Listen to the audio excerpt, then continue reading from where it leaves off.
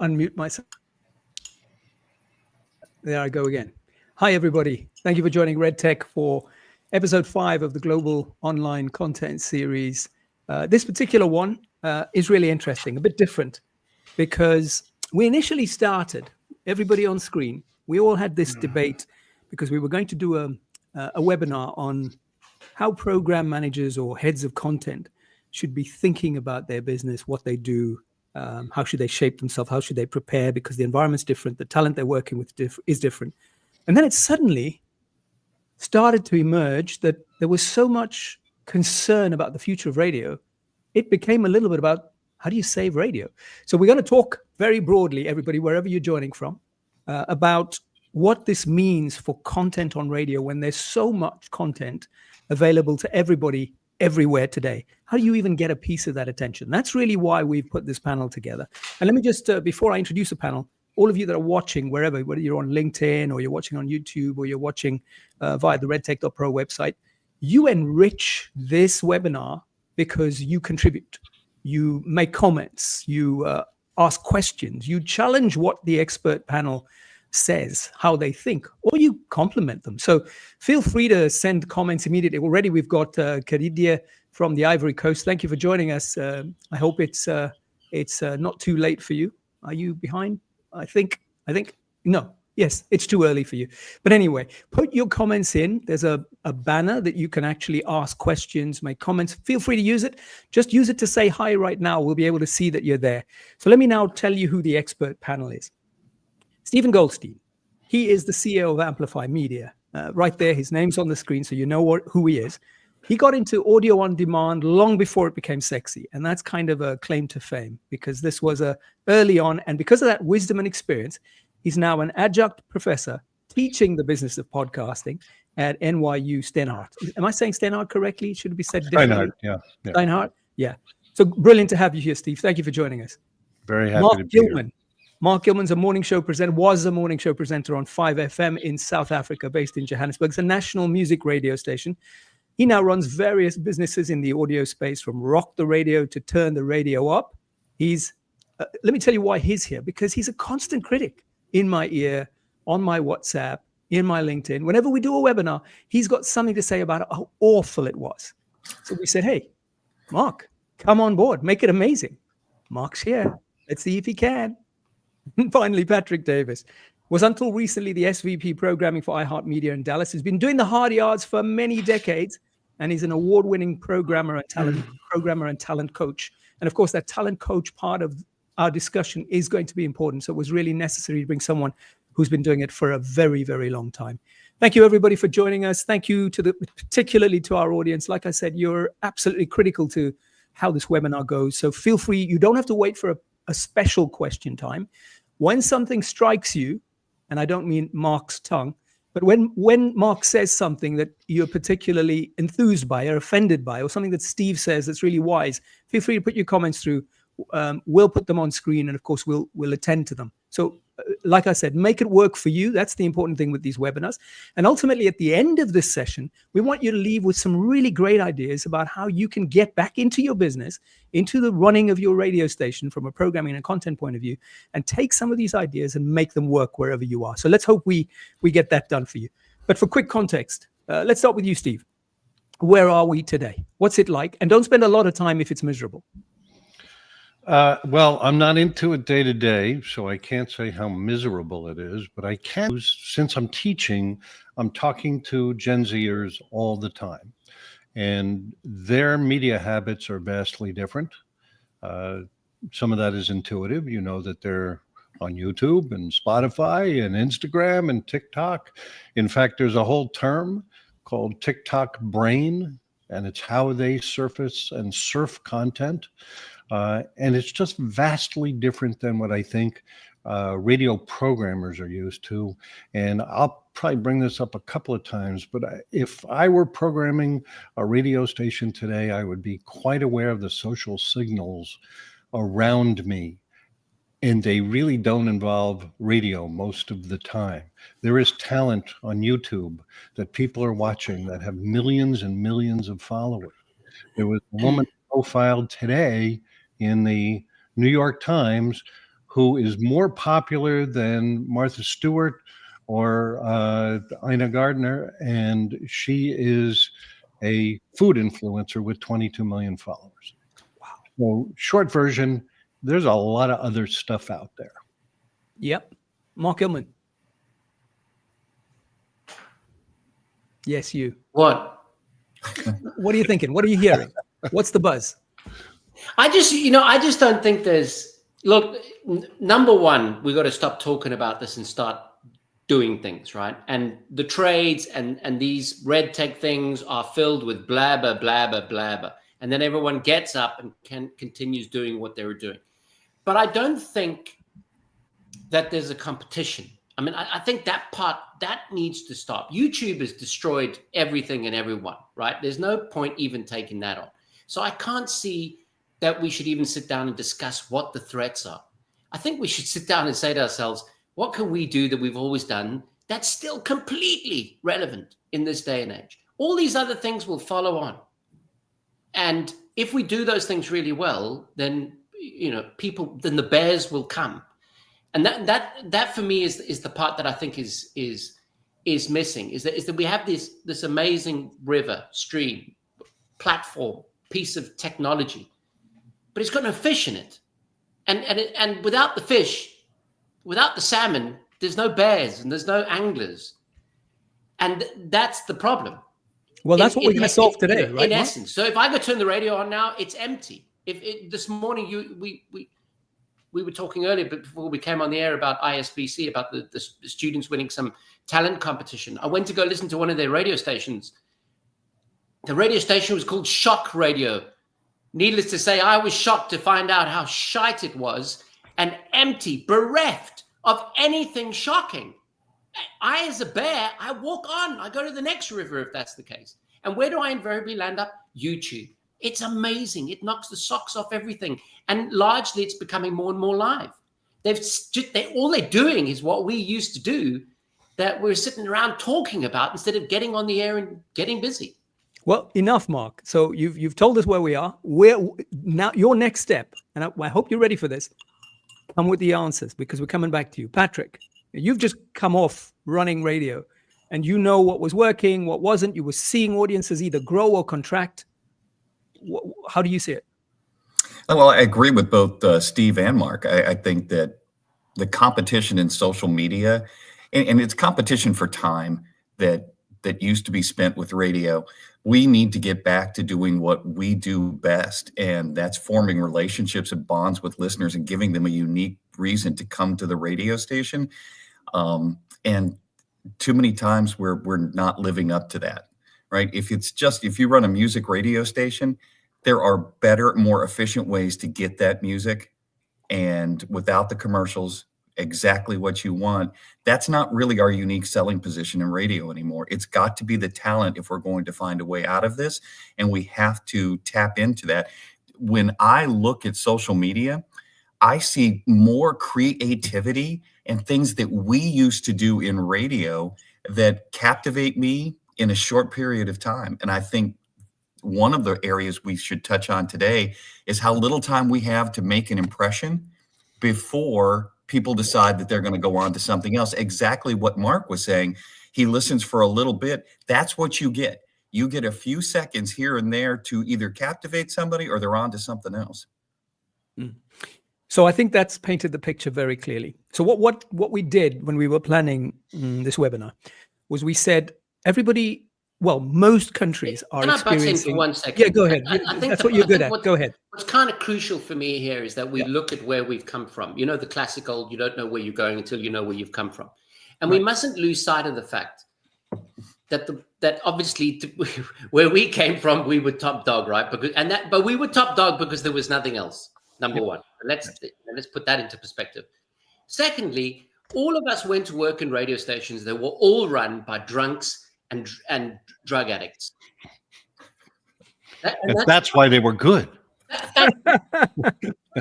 Didn't the Beatles write their best music on when they were on something? And now you do yourself a favor, right? You go through who runs radio stations, and it's just one damn accountant after the next. And that includes the program managers. And then if they don't have accounting as their background, then they certainly want to be accountants, or at the very least, they dress like accountants. That says to young people, and look at this, right? 4 men, old men. Yeah, of course. We're dead. I don't even know why we're wasting our time talking to each other.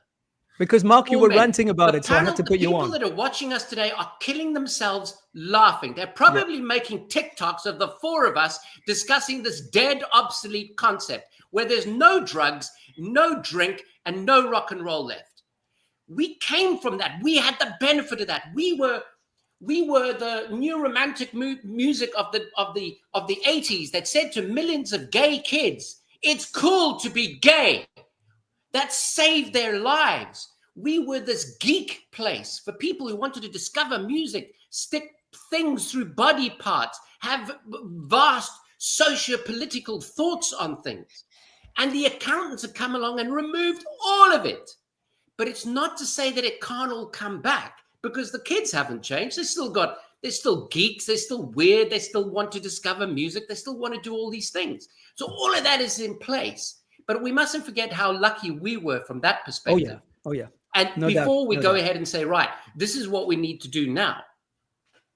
No, don't back out of that, because that's really where we have to get to, right? Because you've got to have good ideas, because you listen to all of this stuff like you just did with Shock Radio, with whatever you're listening to over normal FM or through your smart speaker. You're listening to all of this. You've got to have a sense now of what you would do if you were put in the position. You're not an accountant, so brilliant. Maybe the accountants are ruining it. Let's now talk about if you were running, this is the scenario. If you were running radio today, how would you change these beasts that are there, that have developed, that have been running for 20, 30 years, that are now all balance sheet driven? They were always profit driven. They had to be commercial radio anyway. But things have changed, right? And there's been a lot of cost cutting, and there's been more advertising than ever before, certainly in the US. A lot of things have ruined it. We get it. So what would you do differently? And I'm going to start with you, Patrick, because you were most recently in a position. And of course, because you run by, or like all of us, because you run by corporate stricture and corporate straitjackets sometimes, maybe you can't do what you'd like to do. But if your advice to somebody sitting in a radio group today saying, it keeps contracting, TSL's down, quarter hours are down, QM's down, competition's more intense than ever before, how would you fix it? Now, we're not saying that you've got all the silver bullets, but start giving us some ideas. And I'm going to go all around to all of you about this.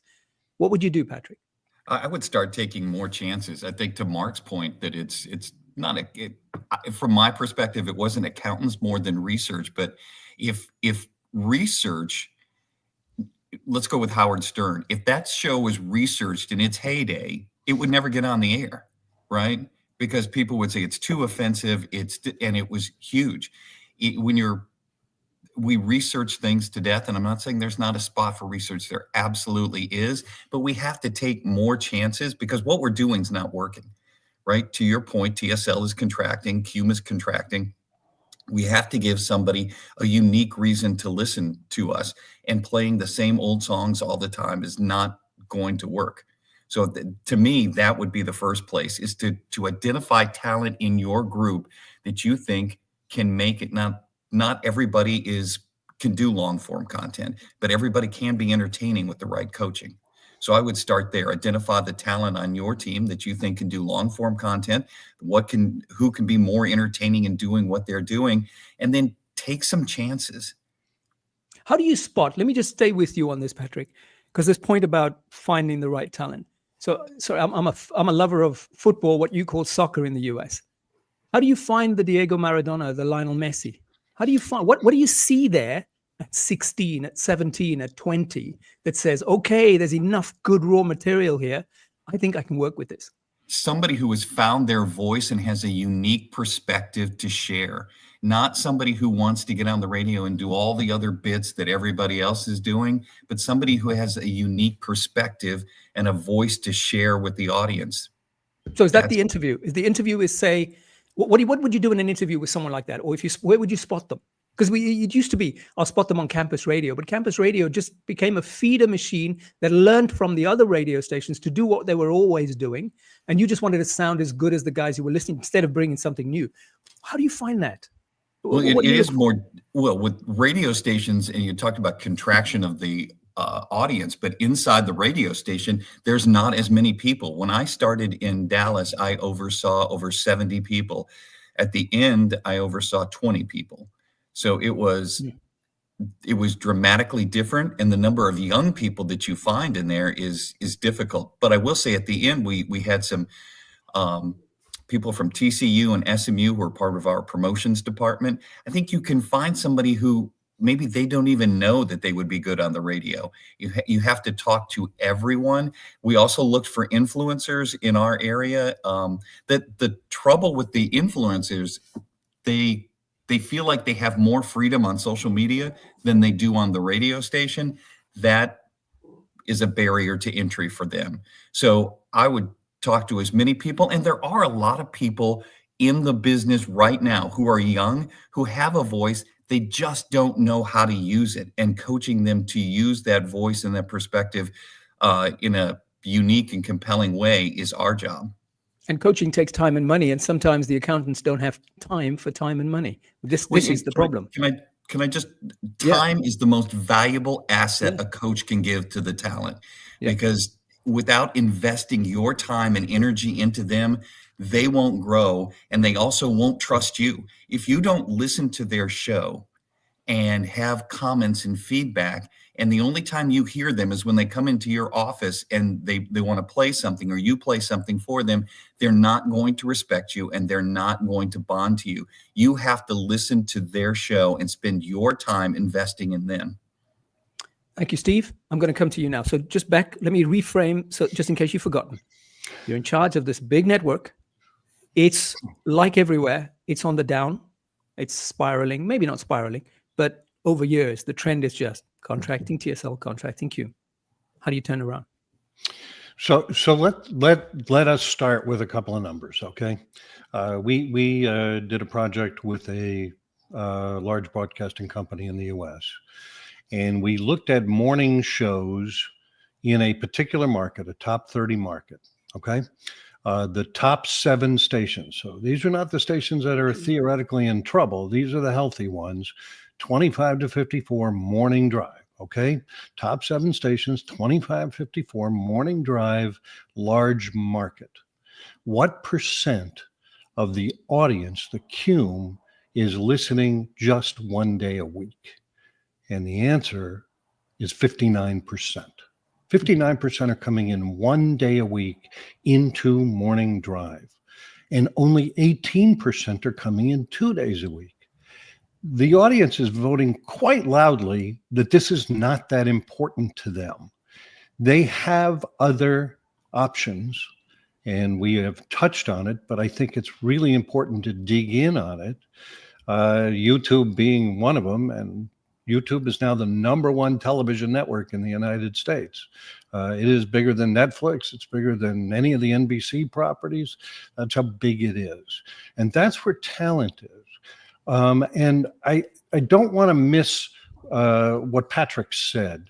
There are people locally who are doing influencer videos and so forth, and some of them are doing podcasts. They need a bigger megaphone, and radio does provide that megaphone. I don't think the calcified personalities that are on the air today are ever going to get it done. Hate to be rude about it, but throw them overboard. If you're running 2 for Tuesday and you're a music station, you'll just, you'll perish along the way. But I want to get past music, because I think music is in trouble on the radio, and it's just going to get smaller every year. I don't think it disappears. There's a lot of convenience involved in that. But I think spoken word is a really interesting category. And I think this election period in the U.S. showed us something. It was by many analysts called the podcast election. And it's where the candidates went to have longer form, interesting conversations. And remember, everything we've talked about here so far is about short form content and TikTok and zooming through stuff. but these were long form interviews. And so there's real fundamental proof that people will watch and or listen to long form content if it's engaging. And these influencers, like Alex Cooper, call her daddy, she has 5 million roughly women, 18 to 24, listening to her show. There's no television network out there that does that or anything like that.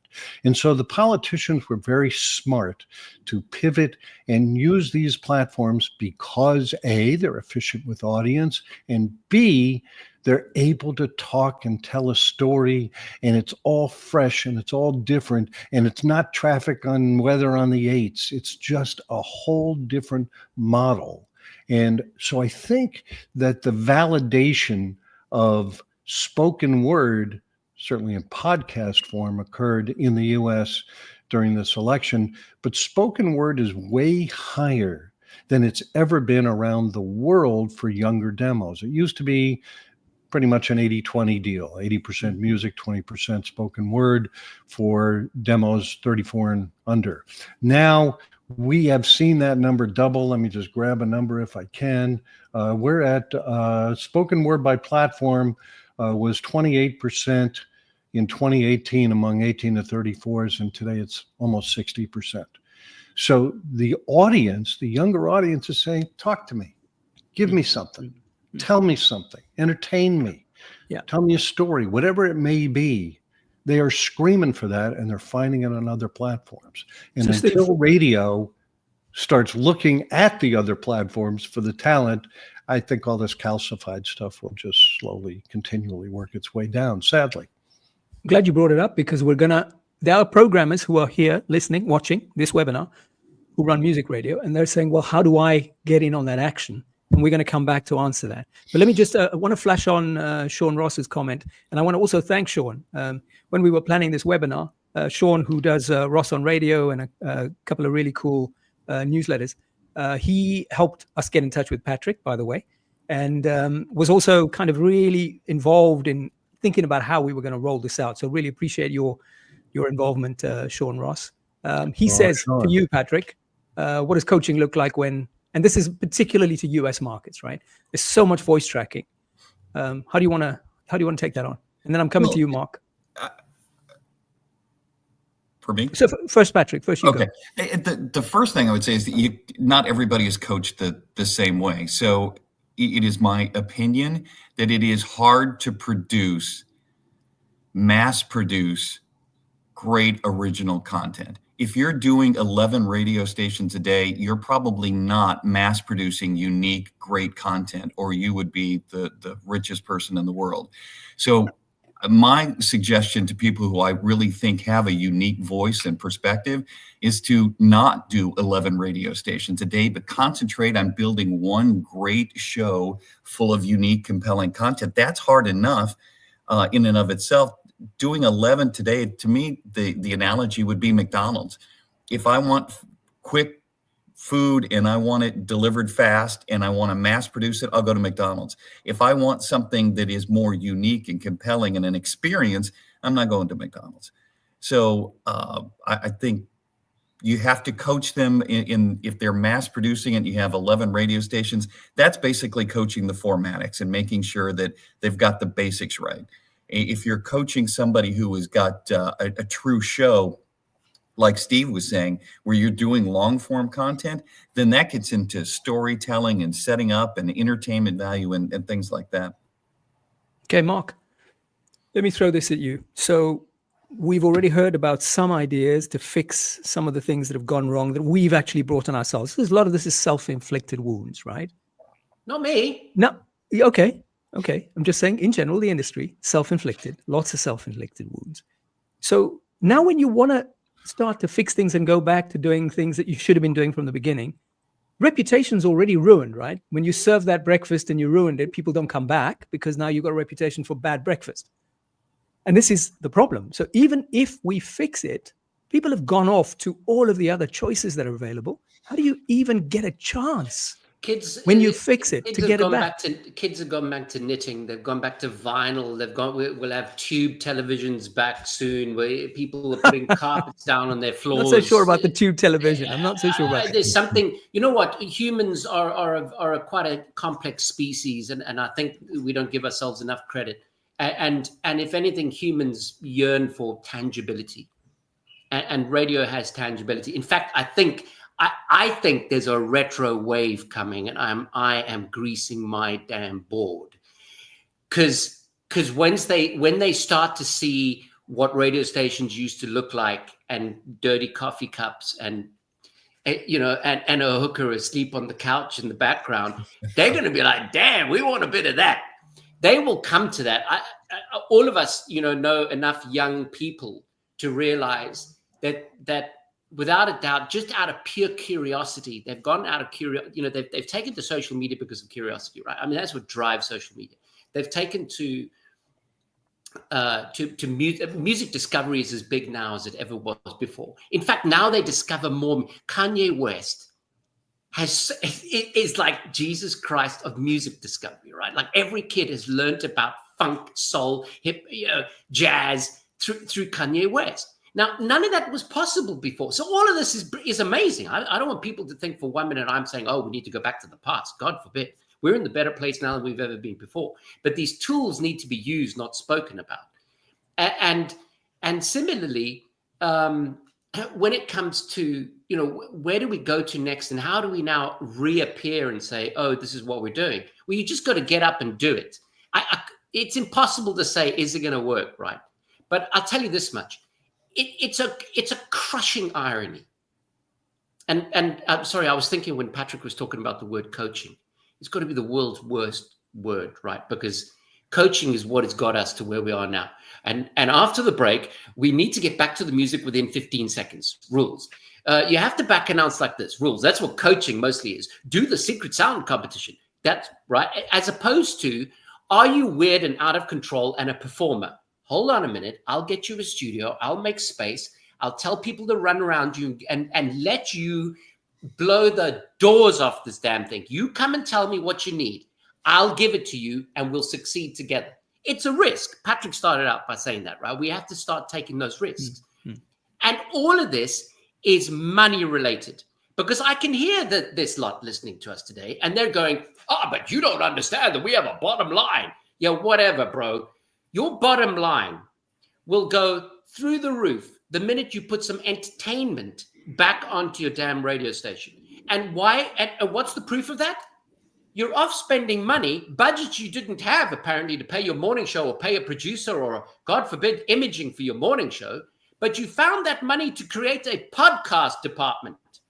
So what? We're going to send them away somewhere else? I mean, that's like going to Mickey D's. To Patrick's point, that's like going to Mickey D's and they don't have shakes, right? Which is an actual European-wide problem.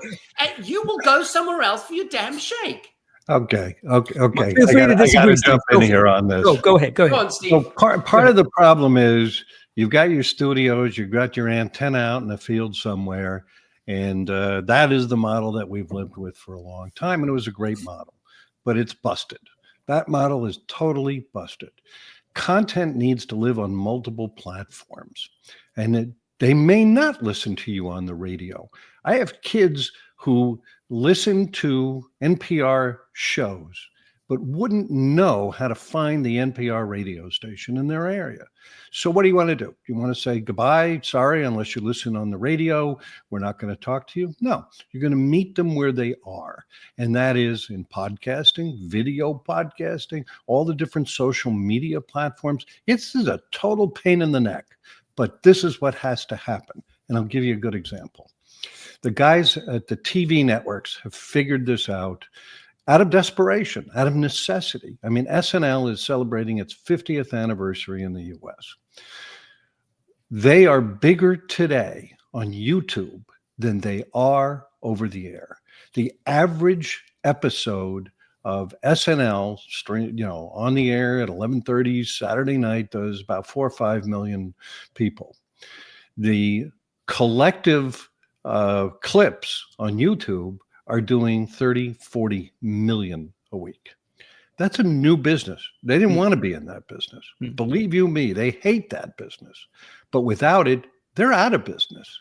And so they have come to terms with the fact that people will watch clips of the show the next day. I really think about this in terms of time-shifted radio all the time. I think it's an underused tactic and strategy. I cannot imagine why radio isn't taking their best stuff and putting it out there rather than a 3.5-hour MP3 file, which no one's ever going to listen to. I just think the tools are different, but completely agree with Mark. You need to find that wild child. You need somebody who they're going to be interested in, and then the audience will figure out where they're going to listen. Steve, this will blow your mind. I did a whip round a country in Africa the other day, right? A whip round a country in Africa. That's a huge continent. I like the way you said that. A whip round, and I wasn't collecting anything. I did a whip round to ask. It was just a practical question. Does your morning show have a podcast? Not one. Not one. No one. So, I'm like, what do you do at 9 o'clock? I go to the gym, bro. Yeah. Mark, can I respond to your comment? And I agree with you most of the time when coaching when I hear coaching, right, there are certain fundamentals you have to do. To me, coaching, if you're doing it correctly, is helping somebody get the most out of the content they bring. And your job is to support that. I would agree with you. If you bring a talent in, and I'm talking about somebody who has a unique perspective and is big, and you beat them down with formatics, you're going to beat the passion right out of them. The role of any coach is to inspire and to grow and to do everything you can to help the talent get the most possible impact out of their content, not to beat them down with, hey, you didn't say the call letters at the front of the break, or you didn't mention this so many times, right? You've got to help them grow. Nobody's coming to the radio station to hear a liner, right? They're coming for content, and that will keep them. That's the coach's job to, or whatever you want to call it, to help them grow that for maximum impact. So quick pause before we carry on. I just want to acknowledge a couple of people. Chepang Moji is from South Africa. He's a Tux Radio alumni, Mark. You'll know those guys. Also on 5FM, which was your alma mater. And he's a young up-and-coming talent who's super keen to learn from this discussion. Hopefully he's getting some good stuff out of hopefully he's getting some good stuff out of this. And then Yanga Makaluza, I don't know where Yanga's from. She hasn't indicated, but wants to know, says firstly, congrats to you guys, because this is really informative. And was hoping that there's a recording of the session, which of course there is, and is available on the redtech.pro website. So there'll be no problem you be able to find it and being able to track it minute by minute to hear every word that Steve and Patrick and Mark says, and you can play it back half a dozen times if you want to see if they're on the ball. Sean, again for Steve, why haven't we seen more of a podcast-based talk format emerge in the US? Because I think it's a really good question, Sean. I think every radio person, it's like vaudeville. I mean, what did vaudeville do when it went to film? I mean, film, they started doing musical films. I think radio people think, oh, good, I'll take these shows and I'll put them on my radio station. But these are often 1 hour, 2 hour isolated shows. And about the best example I can give for this is talk radio in the US, where you'd find the real estate show, at 2 p.m. on Saturday and so forth. Nobody can find that stuff. Nobody's waiting around for that. Nobody's going to tune in for any of that stuff. We live in a different environment where we expect stuff to be available on demand, right off of this thing. And so I don't think it makes sense to think that radio can grow podcasts because they have this megaphone. I do think they can grow talent and push people off to podcasts or be featured on the radio. But a podcast radio format, I've been pitched this a few times to invest in it and so forth. They'll never get my money. They're really nice people, but they're not going to get my money. I don't see it. Steve, is Sean not asking why there's no talk radio format for young people on the radio? No, I think it was a different question. Oh, okay. But let Well, me, but Mark is correct. That is the question. let's answer that one. Yeah. Okay. The median age for talk radio in the United States is 70. 70. Okay. If you add in sports radio, it comes down to about 60 because sports radio is younger than talk radio. It's the same age as cable news. Cable news is at 70. Why isn't there a format for younger talk? It's been tried in the US, but not in the last 15, 20 years. It should be. That should be an approach, since we know that spoken word is up and there's local, and there's another opportunity here. We are seeing TV stations cut back and newspapers falling apart and so forth. There's still a great desire to be local, to know about what's going on locally.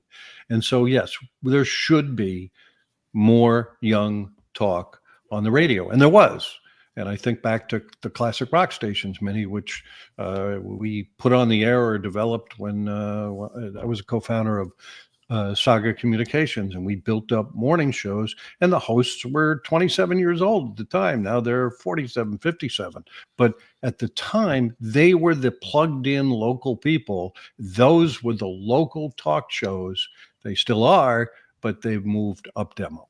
Very important word you use, plugged in. I want to just pick up on that, because when I was speaking to Chepang, who's in his 20s, early 20s, from a university radio station, he was saying exactly that. How many people are talking about the issues that really matter to young people? If you can't find that on a radio station or on a podcast, you go elsewhere until you get it. Well, why is one of these young people not on this panel, Omar? You're the youngest we could find. Sorry. Thank you very much. Yeah. But it is part of the problem. I totally agree with that. It is part of the problem that, you're looking at the older crew to solve the younger problem. The youngers have already figured it out. They just don't need radio. And until the youngers get into the radio business, and there are some, and Patrick is right about this. I mean, there are some really good young people. They just need to be empowered. And big companies are reticent to let them do this. And that is both understandable and sad in the same sentence. Why is it understandable? Because these are businesses that are on the precipice of bankruptcy.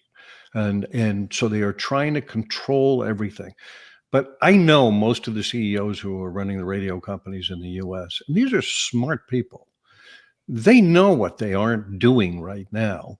I don't know why they can't make the jump, because it's imperative that they do, but I fully understand that they feel constricted.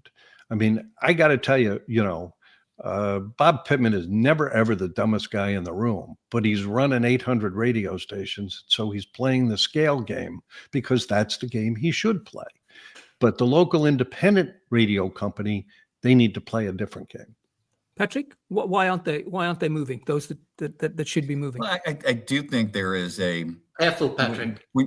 When you're dealing with so much money and revenue, it's hard to take a chance. But I will say, if you don't take a chance, you will never succeed big, right? And to Steve and Mark's point, find young talent and let them go, right? Are they going to make mistakes? Yes, and we'll clean them up later. But if you don't let them go and all you want is them to do the same tired bits that everybody else is doing, or you want to stack them with a bunch of liners and stuff, they're not going to make an impact anyway. You're going to have young people on the air wasting their time.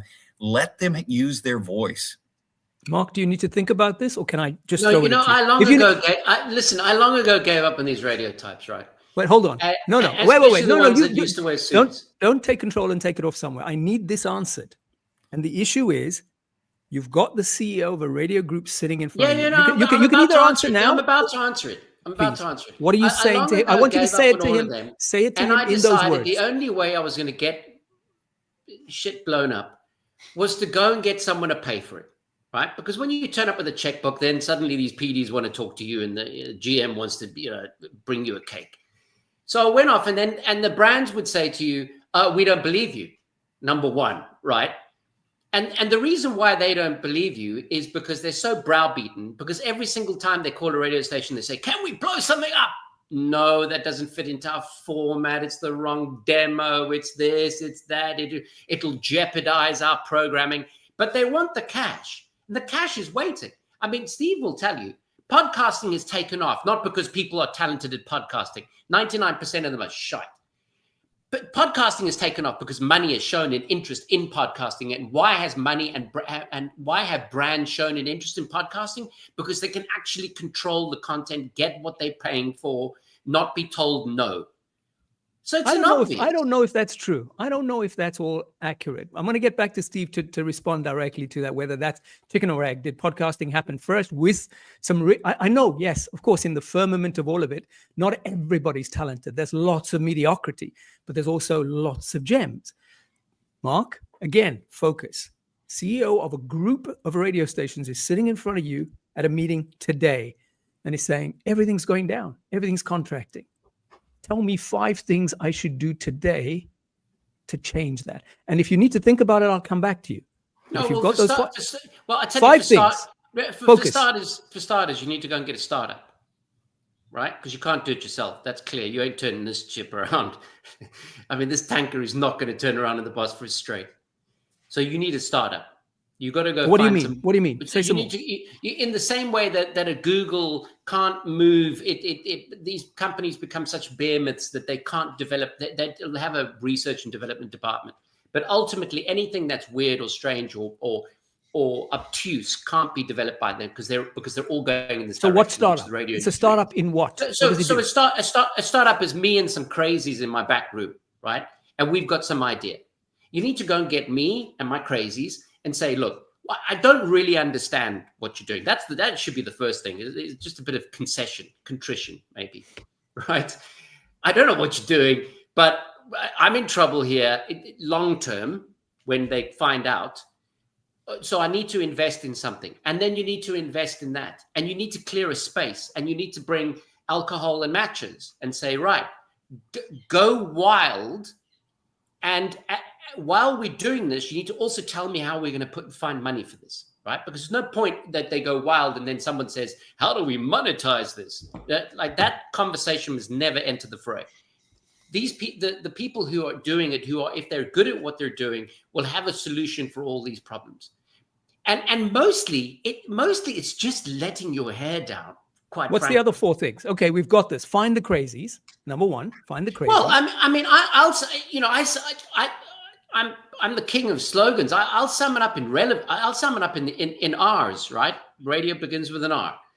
I'll sum it up in R's. Relevance. Like, what's the relevance of what you're doing? Is it relevant to anybody? Is listening to a 30-minute nonstop sweep relevant to anyone? It just can't be, because they don't like the songs you put in your stupid sweep, because they're the same sweep that your music marathon was the same as you played last week, right? So what's the relevance? Is there relevance to the content that you're making to normal people? And it will be relevant if it comes from the normal people, which is partly why I have an issue, not that I have an issue, but where I see the fall down, the likes of a podcast, for example. I'll give you a classic example.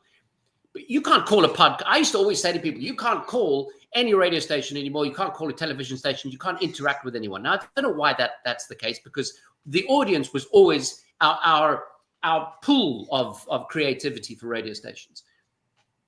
And then podcasts came along and everyone ran after that. Now I'm like, how do you call a podcast? Well, I'm listening to BBC Radio 1 the other day, to their morning show, which has got 10 million people listening, whatever. And they literally had to pull something out of a podcast because a question came up about squirrels, of all things, on a podcast that they do. And it was, are there squirrels in every part of the UK? And the conversation could only go so far because they're missing that one thing. Audience intelligence, AI, who would have thought? So they brought they had to kind of abandon the podcast, bring it back to the live radio station so that they had a place to say, can anyone call us and tell us where there are squirrels in the United Kingdom? And then I don't know whether, and I just thought, how ironic is that? The audience will bring the relevance, but you've got to open that door. So relevance, resistance, like you got to lock the door to everything we've ever been told before. Absolutely everything. What this 15? What is a cume? What is a quarter hour? What is all this TSL? What is all this? We just reinvented this. Tomorrow the sun will come up. everyone's the Hun Just are pause. protecting. Just pause. Patrick, think about this, because I'm going to come back to you about this. Has measurement destroyed radio? Back to you, Mark. Resist everything we know and accept. Let's start again. Let's just imagine everyone's died on the planet and there's no one left out there. We have to go out there first, right? And then we need to bring revolution, without a doubt. And revolution is performance, just absolute performance in its. And revolution, it includes the fact that we're live. We have this. Radio has an ability, like YouTube, and a lot of them are being, which podcasts aren't, to be live. And there's nothing like waiting for the clock to tick down to the Red Tech 2 p.m. live show. I mean, this show is better now than it's ever going to be on demand. It'll be a lot of rubbish. But Right. but in revolution, you breed a very important component in an audience, and that's belief. And any single from some of the world's greatest broadcasters, from Mancow Muller to Howard Stern to Imus to there's a young guy on the radio on BBC Radio 1 called Jack Saunders. I believe this kid. I promise you, that's the first thing I pick up on him. I believe him when he tells me how good a song is, or a band, or it's very music related, but still I believe him. And revolution can engender that in people. So revolution, well, how many hours am I on? I'm coming up for the most important one of the whole lot. Go ahead. Part of revolution is a deployment of utility, knowledge. Knowledge is a crucial problem on the planet. It's a space into which we should move. Deployment of knowledge is monstrous, so that we can get this Wikipedia guy off our back asking for £2 every 5 minutes. All of that brings enfranchisement. And if you've ever been on the radio, if you've ever done a radio show, you will know how poorly the audience always acts. It's just poor old us. They are the most humans to think of themselves as having no ability, no rights, and no power to do anything about it. We act as the radio stations that are live and radio broadcasters act as their empowering, enfranchising tool. That's what revolution brings. We have to stop speaking to the audience and start speaking up for them. And remember, I mostly work in Africa. And this is a monster hole. Civic enfranchisement in Africa is a gigantic. It's not a quagmire. It is a deep mine. I hate to use a mine shaft. Revolution fixes that. And if we can pull all of this together, from relevance to resistance to revolution, you deliver on redemption. I think that's good coaching, by the way, because you'll hopefully inspire the CEO, but I'm not sure how much of that he'll take away and put in his book and start executing from tomorrow. But I like that. I think you're an anarchist in some ways, which is lovely. We need some of those around. But here's something that you said that I want to pick up on, and I want to throw to Steve while you're, Patrick, still thinking about the measurement question. Steve, if Imus were born today, would he even think, well, not born today, reaching his peak, like really good talent, whatever, would he even think about radio as the place he wants to be? No. That's my worry. That's my worry. He would be on YouTube. He would be paid handsomely for doing something way shorter. But that's still the radio, though, isn't it? It's just it comes out a different pipe. Well, YouTube is a different economic system. So we were working with a company on developing a women talk format in the U.S. Okay, and we talked to many talent who were on YouTube producing content, generally an hour a couple times a week, maybe 2-3 times a week, and we came to them and said, "Hey, would you be interested in doing 3 hours a day? And here's the rate." And they laughed, and they should have laughed, because what they were doing was growing, and what we wanted them to do was start at zero and be on for 3 hours a day, because that's the form that radio is used to. And so I think Imus would have ended up somewhere else. However, whoever finds the next Imus, I mean, this is great. You should be looking for your Imuses. So Stephen and Mark, think about this now. So because the IMIS or the Stern, Howard Stern. So sorry for those of you who are all over the world. These are some iconic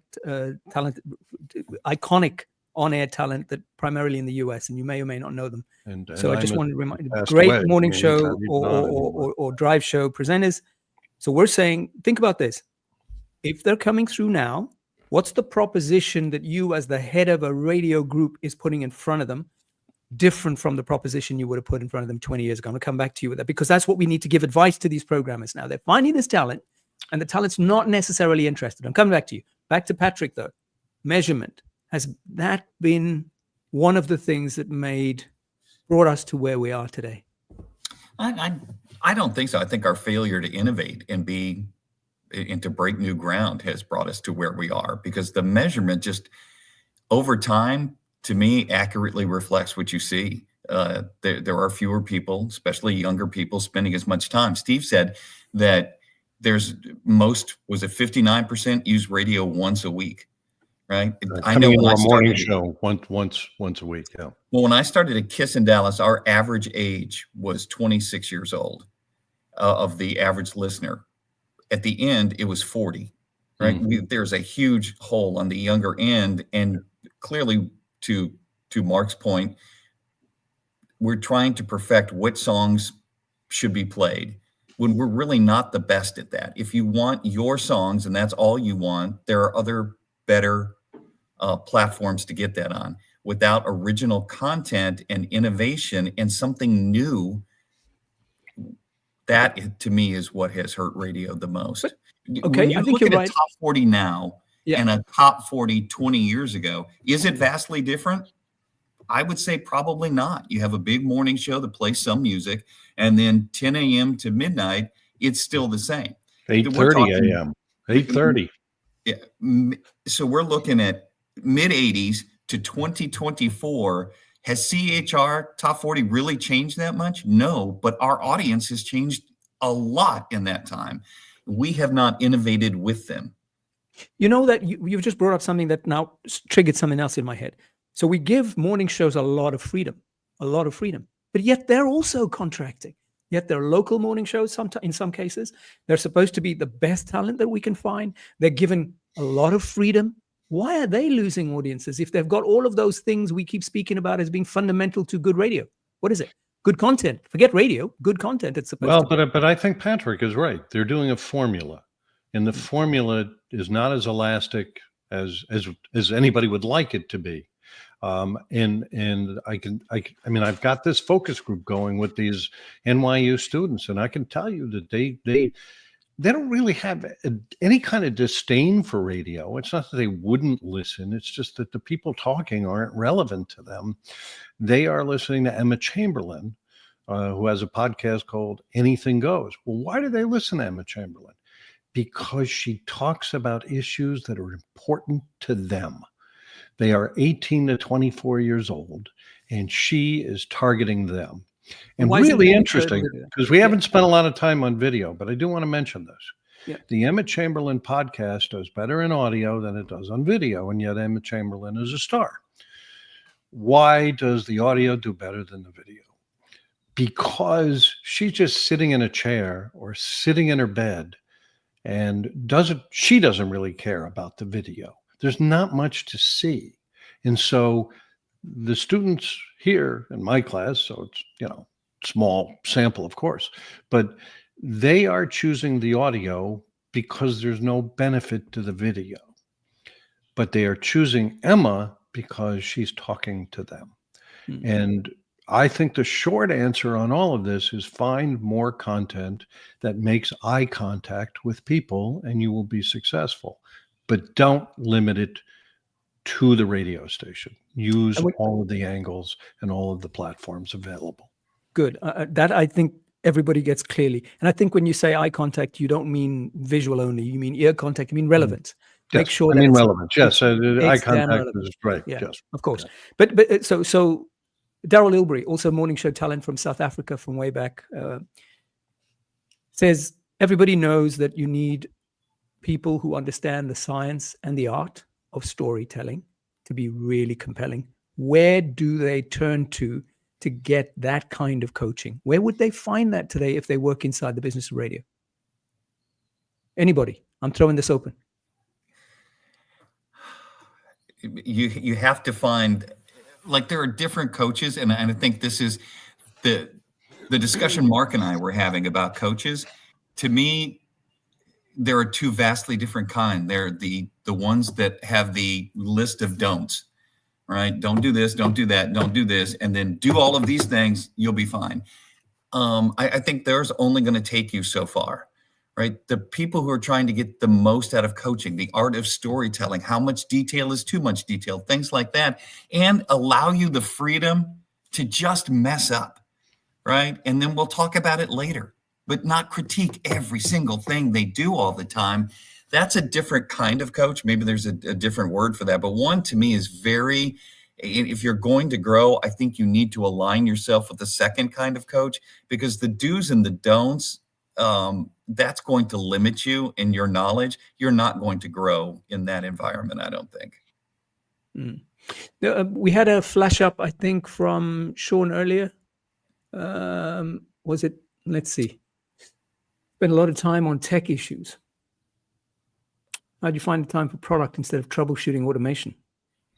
To me, this is like when tech issues come up, they become an immediate priority because it can instantly impact the ratings. But to me, it's prioritization of your job. And to me, the people in that building that you're working with are priority number one.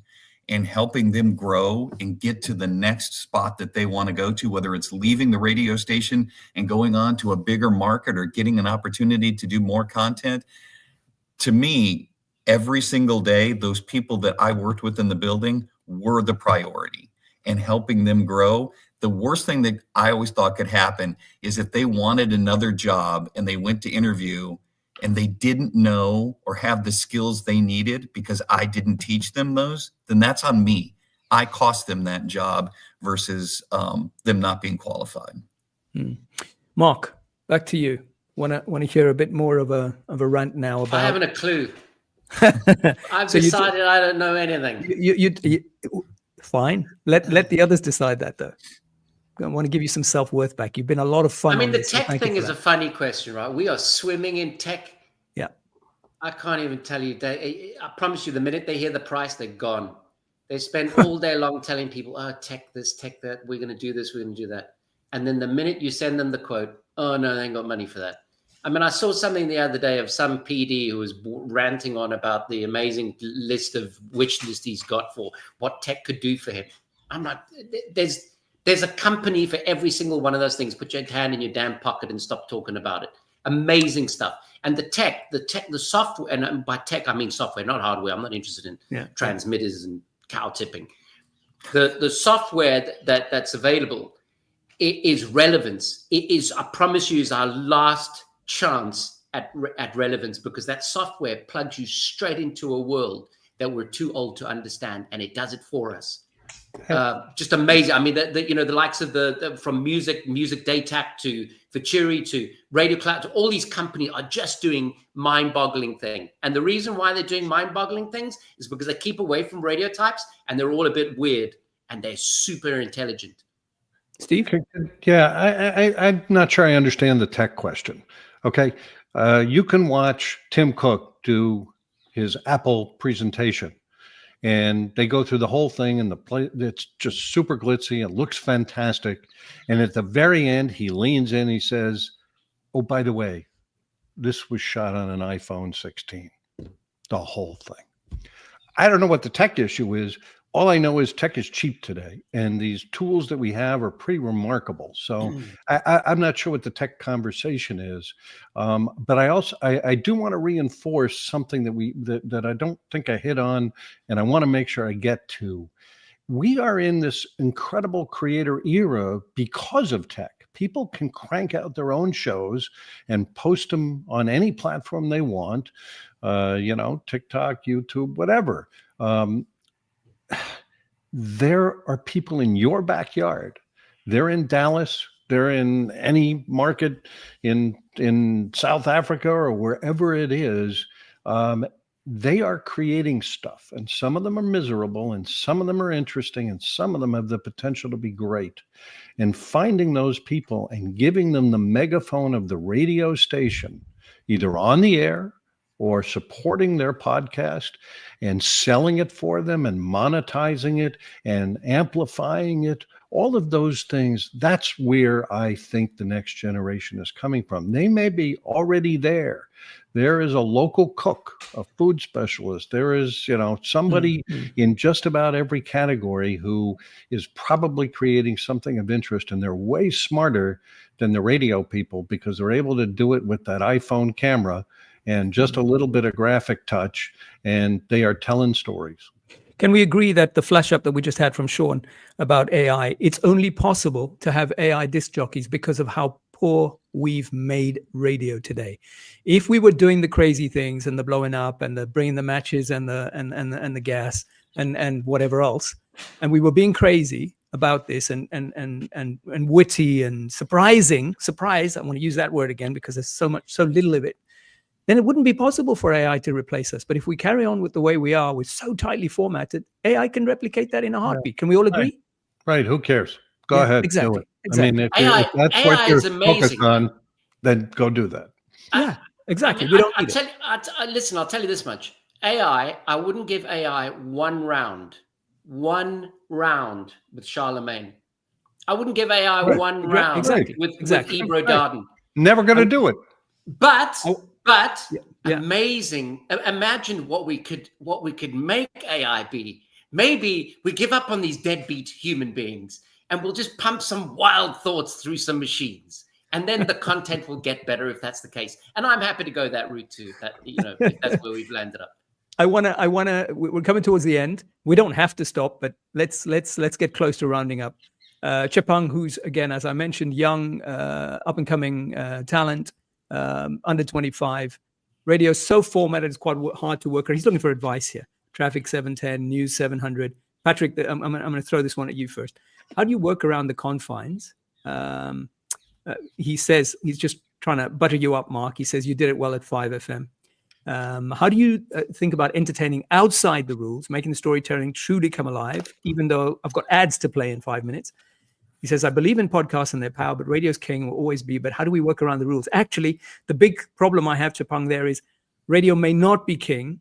Radio continues to fall, is no longer in ascendancy, that's for sure. So how do we work around the rules, Patrick?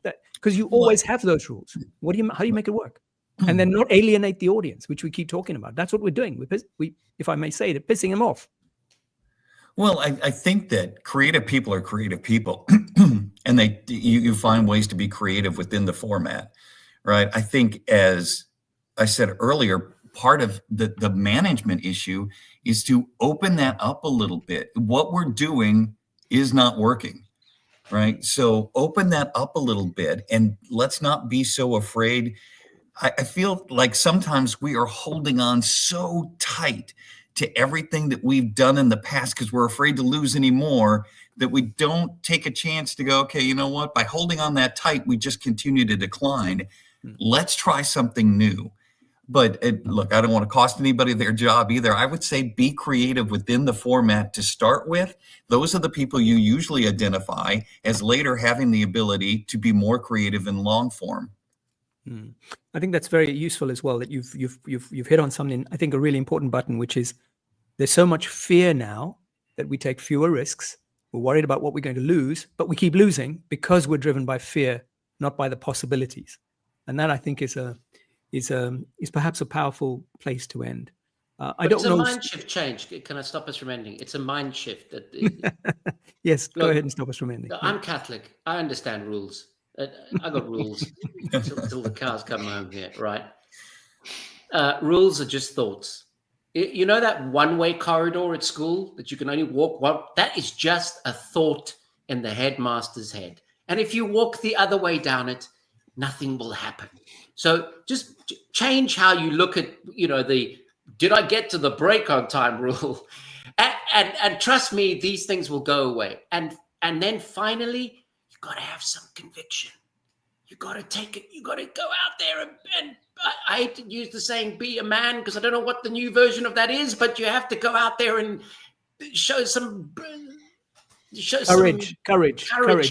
Yeah, yes, to quote Dan Rather, courage, America, courage. Steve. Yeah. Just a final thought. I think that the last question bothers me quite a bit when he says that radio will always be king. I don't agree with that. Telephone booths were pretty big business for a long time, and something came and knocked them off. I mean, I'm looking at cable in general now being marginalized as cost cutting has become a bigger deal. Local TV is being marginalized. Legacy media is getting whacked everywhere. This is not a radio issue. Newspapers getting whacked. I mean, all of this stuff is happening because legacy media is getting older and people are craving other things. So yes, we need more elastic thinking. We need more innovation. We do need a laboratory where people try stuff and blow crap up. And, all of that has to happen. And necessity is the mother of invention. And I think we're closing in on that era in which, the sales dollars are going to chase audience wherever that audience is. And that's why podcasting has gone from a $300 million business 10 years ago, not much money, to a $2.5 billion business today, still not as big as commercial radio in the US. That's a $10 billion business. It was $14 billion, but you can see the marks moving. Does it mean that podcasting wins? I don't know. Video but podcasting. Steve, we're going to have the same conversation about podcasting. Yeah. We're all going to be back to have the same thing when podcasting is bereft of anything. It's just going to be empty drivel. Yeah. But right now it's in its own creator era. There's a lot of stuff. But I'm not so sure because they're not the kind of hurdles that we put in place for somebody to get onto radio. Everybody and anybody can, and then some real talent shines through that you would have otherwise. Get your podcast up right here. On YouTube. You just pop it onto YouTube. You pop it onto any platform. Right. So the fact is that the talent pipeline sounds like it's endless, and they don't have to ask you permission, and they don't have to send your audition tape through or your audition stream through, whatever it is. They don't have to wait for your judgment to get on air. And perhaps that. So go out and find them. Don't wait for them to come to you. That's what's going to happen. So if we had to because summarize, they're not going to come to you. They're not. So if you have to summarize it, and you were doing it today, you would say definitely a lot more freedom for talent. We've said that before, but also go out, like you've just said, go out and find those people doing extraordinary things. You're going to have to hunt for them. You might find them standing behind a bar serving you, but he's a raconteur or she's a raconteur. Great stories. Anywhere, look hard, because it's not just people who want to be on radio. In fact, the people who want to be on radio might not be the people you want. The second thing, be on every possible platform and put out the clips. Make sure that the juicy bits are being out there, because that's your way to market it. And then someone wants to know more, they might find it on YouTube or they'll find it somewhere else. But make it possible for them to see what the good stuff is, and then give them all the ways in which to find the longer form of whatever that good little bit was. Like you just mentioned with SNL, Saturday Night Live. What's the third thing? So I've just mentioned two big ones. What's the third or fourth? Quickly, and then we'll round up. So multi-channel, they got to be everywhere. Got to go out and find the talent, because it could be anywhere, not just people looking to be on radio. 3 or 4. Well, I would definitely say develop ideas. And by ideas, I mean anything, like whatever that is, any idea. Okay. Whatever kind of radio art you want to develop the art first, put radio in front of it, if that's the case. And by radio, I mean all platforms. Omar, I refuse to be stuck with this one thing. I mean, I would be taking down all of them, but we're on the air now. So that, and then because that brings the money, and the money brings, I don't know, the formality or the legitimacy that is required of our age. Right. Steve.